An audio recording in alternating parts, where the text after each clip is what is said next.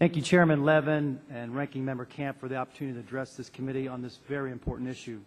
I am here today to help put a face on the human toll that China's unfair currency policy has on U.S. businesses and workers. The United States manufacturing is the foundation of America's economic strength and our national security. But for decades, policies like NAFTA encouraged the shipping of these jobs overseas.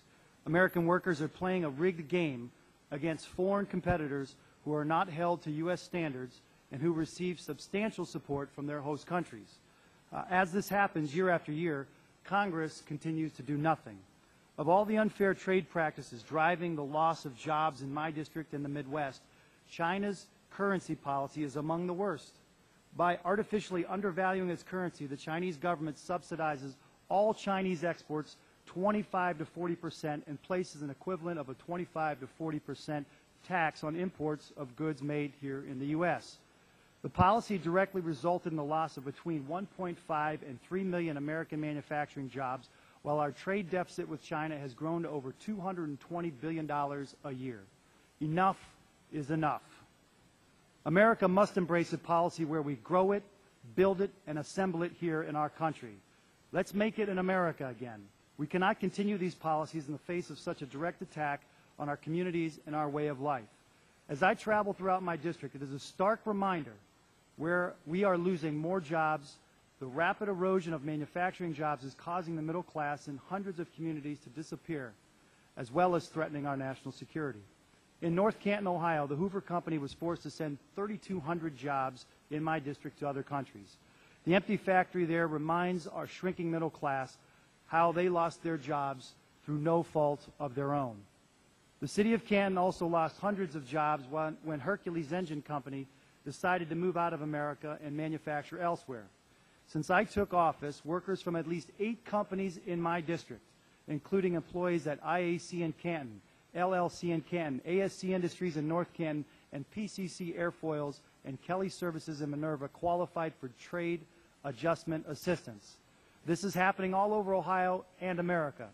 According to the Economic Policy Institute, 2.4 million jobs were lost or displaced between 2001 and 2008 due to growing trade deficits. Ohio lost over 91,000 jobs due to trade deficits with China alone, and in total lost over 183 manufacturing jobs since 2005. We don't have to stand by and watch our jobs go overseas. We have trade laws on the books and in Congress to ensure fair, honest trade benefiting U.S. manufacturing. For example, President Obama's enforcement of trade laws in the rubber industry actually led to an increase in domestic employment and tire production. Since we began taking aggressive action against dumping, U.S. tire manufacturers production rose over 15%, or by more than 10 million tires. As a result, nearly 500 new workers were hired in the industry, and overtime increased 20% in Goodyear plants and 15% in Michelin plants. This is not a partisan issue. Both business and labor, Democrats and Republicans, should support taking strong action to make sure American exporters play on an even field with the rest of the world. The Chinese people, while we have the utmost respect for them, the government, and their culture, they, the Brazilians and the Indonesians, are not looking out for our interests. We must adopt policies that are fair to American workers and American businesses. We need to take the same aggressive approach to currency manipulation we use to fight against dumping and other unfair trade practices. I am currently one of the 133 bipartisan co-sponsors of H.R. 2378, the Currency Reform and Trade Act, which would direct the U.S. Department of Commerce to treat currency undervaluation as a prohibited subsidy.